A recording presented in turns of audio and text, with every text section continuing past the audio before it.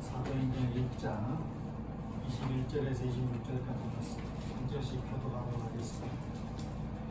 이러함으로 요한의 세례로부터 우리 가운데서 올려져 가신 날까지 주 예수께서 우리 가운데 출입하실 때에 항상 우리와 함께 다니던 사람 중에 하나를 세워 우리와 더불어 부활하심을 증언한 사람이 되게 하여야 하리라 하거늘. 그들이 두 사람을 내세우니 하나는 바사바라고도 하고 별명은 유수도라고 하는 요셉이요 하나는 마띠아라. 그들이 기도하며 이르되 무사람의 마음을 아시는 주여, 이 두 사람 중에 누가 주님께 택하신 바 되어 봉사와 및 사도의 직무를 대신할 자인지를 보이시옵소서. 유다는 이 직무를 버리고 저곳으로 갔나이다 하고 제비 뽑아 마띠아를 얻으니 그가 열한 사도의 수에 들어갑니다. 아멘하여 하나님께 영광을. 아멘. 생전에 예수님께서는 자기와 함께 하시려고 자기가 원하는 사람 12를 불러 특별한 제자로 삼으셨습니다. 사실 주님을 따르는 제자들은 그 12 외에 굉장히 많았습니다. 누가복음 10장 17절에는 70명이나 되는 제자들이 복음 전파 사역에 함께하는 모습이 기록되어 있습니다. 그런데 예수님은 여러 제자들 가운데 그 12에게만 독특한 칭호를 주셨습니다. 누가복음 6장 12, 13절에 보면 이때 예수께서 기도하시러 산으로 가사 밤이 새도록 하나님께 기도하시고 밝음에 그 제자들을 부르사 그 중에서 12를 택하여 사도라 칭하셨으니 라고 되어 있습니다. 예수님은 특별한 목적과 뜻이 있으셨기에 많은 제자들 가운데 그 12에게만 사도라는 칭호를 주셨습니다. 사도는 원래 보내다라는 헬라어 동사에서 유래된 말로서 보냄을 받은 자라는 뜻입니다. 그 이름의 뜻에서 알 수 있듯이 사도는 예수님의 특별한 목적에 의하여 보냄을 받기 위해 존재했던 사람들입니다. 따라서 사도는 그 12에게만 주어진 한시적이며 특별한 호칭이라 할 수 있습니다. 사도라는 칭호는 두 가지 경우에만 가능합니다. 첫째는 예수님께서 직접 칭하시는 경우입니다. 아까 우리가 누가복음 6장 13절 말씀에 보았듯이 그렇고, 둘째는 오늘 본문 21절, 22절과 같은 경우입니다. 오늘 본문 21절과 22절을 다시 한번 읽도록 하겠습니다. 시작. 그러함으로 우리 가운데서 올려져 가신 날까지 주 예수 우리 가운데 출입하실 때에 항상 우리와 함께 다니던 사람 중에 하나를 세워 우리와 더불어 예수께서 부활하심을 증언할 사람이 되게 하려 하리라. 본문은 가룟 유다를 대신하여 새로 선출한 사도의 자격을 밝히는 베드로의 강론입니다. 사도가 될 자격은 세례 요한 때부터 제자들과 함께 예수님을 따르던 사람 중에서 예수님의 부활을 직접 목격한 사람이어야 한다라고 되어 있습니다. 쉽게 말해 주님의 공생의 초기부터 마지막 순간까지 주님을 쫓은 사람, 바로 그것이 사도로 보선될 수 있는 자격 요건이었습니다. 본문에는 주님을 배신한 가룟 유다의 자리를 대신하여 사도의 직무를 수행할 새로운 사람을 뽑는 과정이 기록되어 있습니다. 이 사건은 초대교회의 특징을 이해하는 데 매우 중요한 기록입니다. 그 다락방에 모인 120명, 즉 초대교회의 성도들은 가룟 유다를 대신하여 새롭게 사도로 보선될 자격을 갖춘 사람을 선정을 했습니다. 23절 말씀이에요. 23절 같이 읽도록 하겠습니다. 시작. 그들이 두 사람을 내세우니 하나는 바사바라고도 하고 별명은 유수도라고 하는 요셉이요 하나는 마띠아라. 1차로 성도들이 요셉과 마띠아 이 두 사람을 추천했습니다. 먼저 바사바라고도 하고 별명은 유수도라고 하는 요셉, 이는 누구일까요? 바사바는 안식일의 아들이라는 뜻인데 아마도 그가 태어난 날이 안식일이었기 때문에 붙여진 이름인 것 같습니다. 유수도는 의로운 자라는 뜻의 라틴식의 이름이고 요셉은 히브리식 이름입니다. 초대교회 당시에는 필요에 따라 히브리식 이름에 헬라식 이름이나 라틴식 이름을 같이 더하여 부르는 경우가 종종 있었습니다. 교회사가인 유세비우스의 기록에 의하면 그는 불신자의 전도를 받았을 때에 예수님의 이름으로 뱀의 독을 마셨는데도 죽지 않았다라고 전해집니다. 아쉽게도 성경 속이나 또 교회의 역사에서 바사바라고 불리던 요셉에 대한 정확한 기록은 많지 않습니다.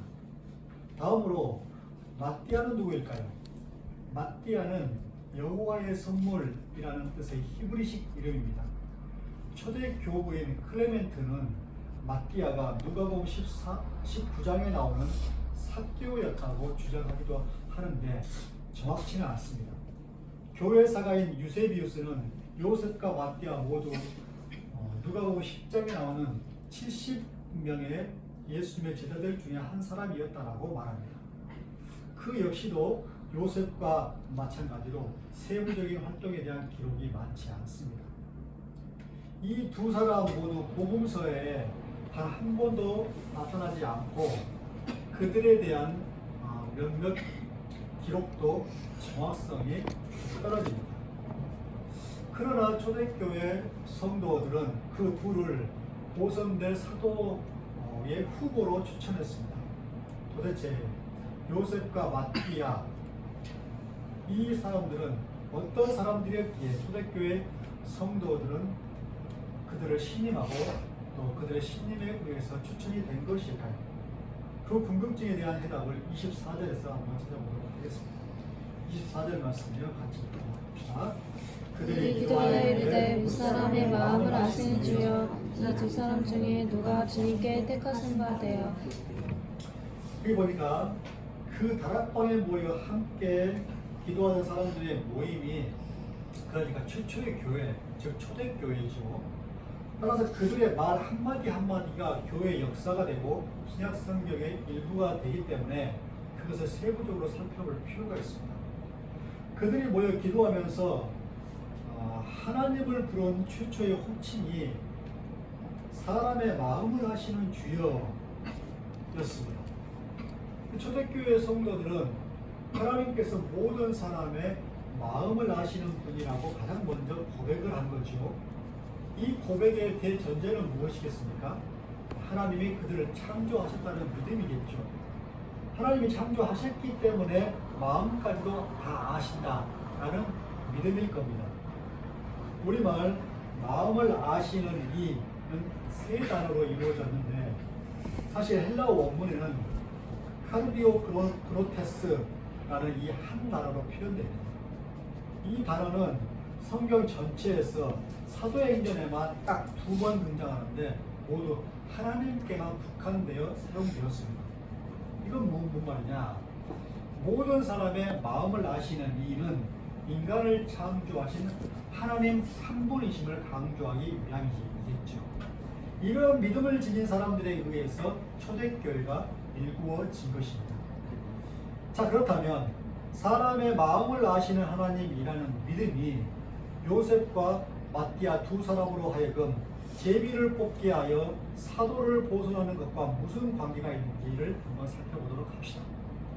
결론부터 말하자면 이 두 사람 중에 마띠아가 12번째 사도가 되는 걸로 제비 뽑혔습니다.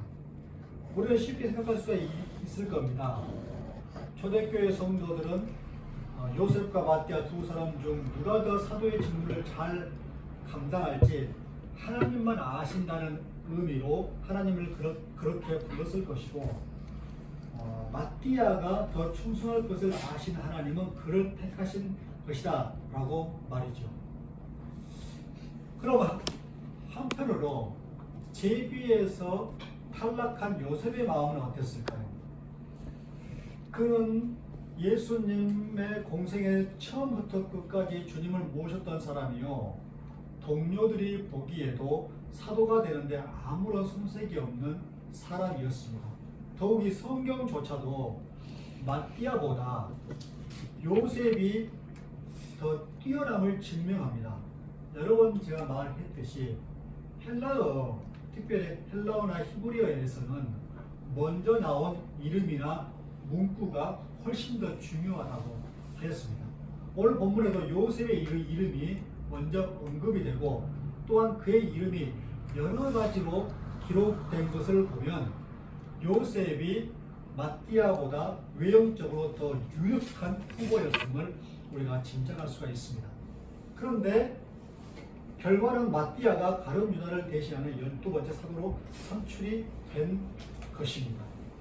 우리는 이 점에 대해 좀 더 깊이 생각해 볼 필요가 있습니다.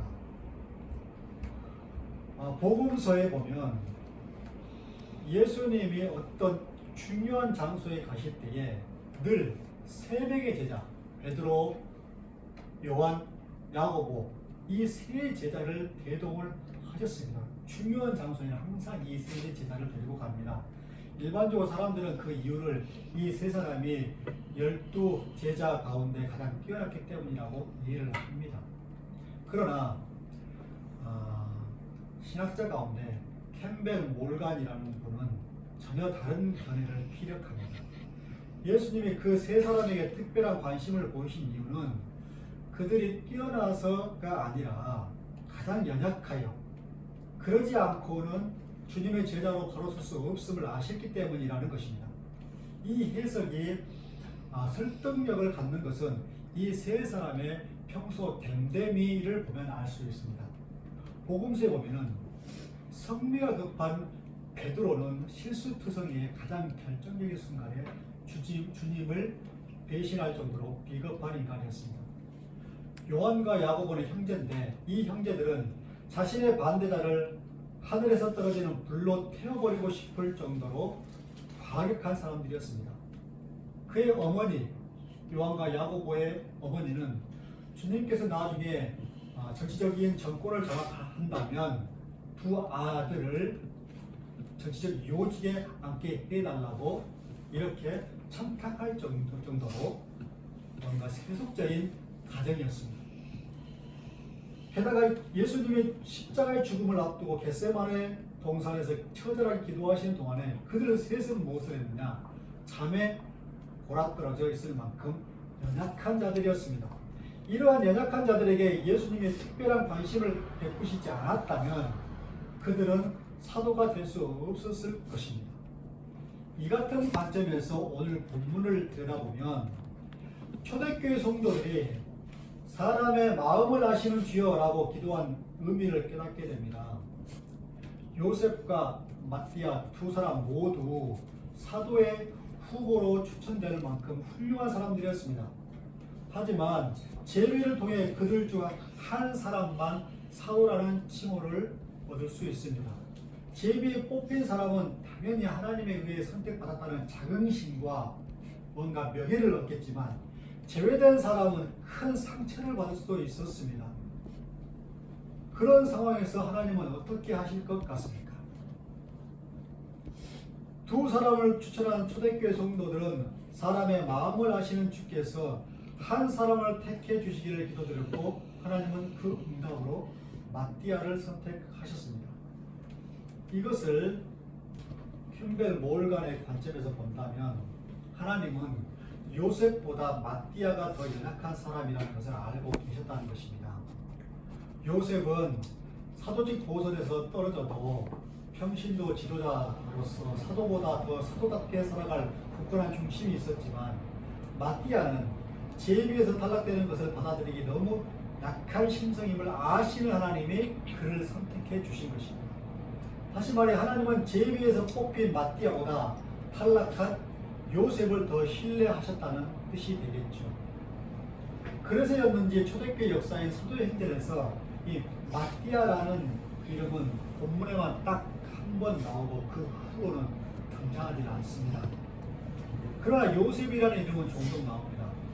사도행전 4장 36절 37절을 보면은 거기에 보면 구브로 사람이고 레위인이고 이름은 요셉, 별명은 바나바라는 사람이 나옵니다. 초대교회 역사에서 아주 유명한 분으로서 사도는 아니었지만 바울과 함께 큰 일을 했던 사람이지요. 이 바나바가 사도행전 1장에서 최종 투표에 올랐던 사람인 바사바라고 불렸던 요셉과 동일 인물이라고 보는 견해가 있습니다.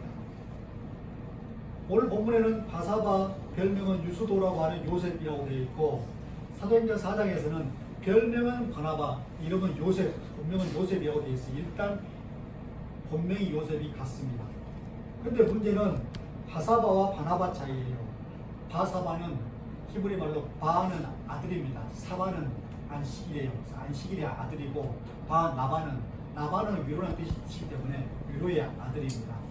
사바와 나바의 차이인데 알파벳을 보면은 하나 차이라서 혹시 사람이 사본을 기록할 때에 오류가 아닐까라고 하기도 합니다. 그리고 유스도란 의로운 사람이라는 뜻인데 한마디로 의로운 사람 요셉이라는 말이죠. 사도행전 1장에서 이 의로운 사람 요셉이 바로 4장에 나오는 바나바, 곧 위로의 아들 요셉은 아니었을까 하는 설이 있습니다. 어찌됐든 초대교회 성도들의 추천을 받았던 맏대와 요셉 두 사람 모두 신실한 그리스도인이었지만 그 중에서도 제비에 뽑히지 못한 요셉은 더 굳건한 믿음의 사람이었습니다. 아마도 마음을 아시는 주님께서는 요셉이 뽑히지 않더라도 잘 이겨낼 수 있을 거라 믿었을 것입니다. 근데 요즘에는 교회에서 어떤 선거를 하고 어떤 사람은 교회를 안 나와요. 하나님의 마음을 아시는 하나님을 잘 모르는 거죠. 실족해서 교회를 안 나와요. 그리고 요셉을 마음속으로 지지해서 사람도 있었겠지요. 그러나 그들조차도 불만을 표시하거나 제비뽑기의 결과에 이의를 제기하지는 않았습니다. 이처럼 초대교회는 하나님의 뜻에 대하여 철저히 순종하였음을 보여줍니다. 우리 주는교회도 이와 같은 교회가 되었으면 좋겠습니다. 우리가 하나 더 주목하려는 것은 초대교회 성도들이 제비뽑기 하기 전에 함께 기도드린 내용 중에 한 부분입니다.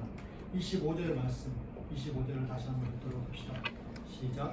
봉사와 및 사도의 직무를 대신할 자인지를 보이시옵소서. 유다는 이 직무를 버리고 제 곳으로 갔나이다 하고. 아멘. 초대교회 성도들은 보선된 사도가 해야 할 일로 봉사와 사도의 직무를 제시했습니다. 여기 봉사는 디아코노스라는 그 식탁 교제, 식탁 봉사 시중 드는 것을 말합니다. 이게 구제 활동을 뭐 이런 봉사 활동을 말하는 것이고, 사도의 직무는 여러 곳에 파송되어 일하는 순회 사역을 의미를 합니다. 보선되는 사도는 여러 곳에 교회를 개척하고 그 교회들을 순회하며 개교회의 형편을 살피고 지도해야 했습니다. 우리말 여기 직무로 번역된 헬라어, 사도의 직무라고 했을 때 직무로 번역된 헬라어는 토포스라는 단어인데 원래는 원문에는 톤폰스라고 했습니다. 톤폰스라고 되는데 톤폰스인데 원어는 토포스예요. 토포스에서 유래된 파생된 단어를 썼는데 이 단어는 장소를 가리키는 곳을 말하는 곳, 그곳 한테 곳. 원문에 따라 다시 번역을 하면 봉사와 사도됨의 곳입니다. 즉 사도는 봉사의 곳, 사도의 곳, 그러니까 봉사의 자리, 사도의 자리를 취하여야 한다. 그리고 그 장소에 가야 하는 것으로 표현을 한 거죠. 반면에 본문에서 유다가 제 곳으로 갔다고 번역된 부분도 동일하게 헬라어 토포스에 사용했어요. 이게 무슨 말입니까? 이는 사도의 직무와 대비시켜 가룟 유다는 그곳으로, 그 봉사의 곳, 사도됨의 곳으로 가야 하는데 가지 못했다 하는 사실을 말해주는 거죠. 이 빗대서 지금 말해주고 있는 겁니다. 본래 12사도 중에 하나였던 유다는 사도됨의 곳으로, 토포스, 그 곳으로 가지 못하고 제 곳으로 갔습니다. 우리가 지난 시간에 살펴보았듯이 가룟 유다는 제곳, 자신의 곳으로 가버린 거죠. 어떤 대가를 치르더라도 반드시 가야 할 사도됨의 곳으로 가야 하는데 그러지 못하고 현재에만 집착한 나머지 자신이 가고 싶은 욕망의 길로 가버린 거죠. 그 결과 비참한 치료를 받지 않았습니까? 반면에 가룟 유다와 대조적으로 사도들은 전혀 다른 길을 걸었습니다. 그들 역시도 주님을 배신했어요. 똑같습니다. 가룟 유다와. 그렇지만 가룟 유다처럼 끝까지 제 곳으로 가지 아니하고 다시 사도대문의 곳으로 돌아왔어요. 그리고 그곳으로 갔습니다. 봉사의 곳으로, 헌신의 곳으로, 증인된 삶의 곳으로, 심지어는 순교의 곳으로 갔습니다. 대강절 네 번째 주일을 맞는 오늘 우리가 가야 할 길은 어디이겠습니까? 이 시대에 그리스도인으로 산다는 것이 좀 팍팍하고 힘들겠지만 우리가 가야 할 길은 봉사의 곳, 사도됨의 곳 아니겠습니까? 사람의 마음을 아시는 주님은 우리의 힘듦을 그 누구보다 더 잘 알고 계십니다. 우리가 어떤 상황에서도 가룟 유다처럼 제 곳으로 가지 않고 봉사의 곳으로, 사도됨의 곳으로, 헌신의 곳으로 가겠노라고 결단한 성도가 되었으면 좋겠습니다. 되게 마음을 아시는 주님, 사람의 마음을 아시는 주님이시죠. 그 주님이 우리가 어떻게 살아야 할지를 원하시는 다 마음을 아십니다. 그리고 우리가 생각한 대로 계획대로 되지 않더라도 하나님은 가장 좋은 것으로 가장 좋은 길로 인도하심을 믿고 우리를 창조하신 하나님께서 우리를 잘못된 길로 인도하십니다. 하나님을 의지하면서 낱낱이 우리의 마음을 내어놓고 또한 우리가 가야 할 길은 오늘 말씀처럼 봉사의 곳, 사도됨의 곳, 헌신의 곳, 증인된 삶의 곳이라 하였습니다. 그곳으로 갈 수 있게 해달라고 끝까지 그곳을 지키게 해달라고 다 같이 합심해서 기도하도록 하겠습니다.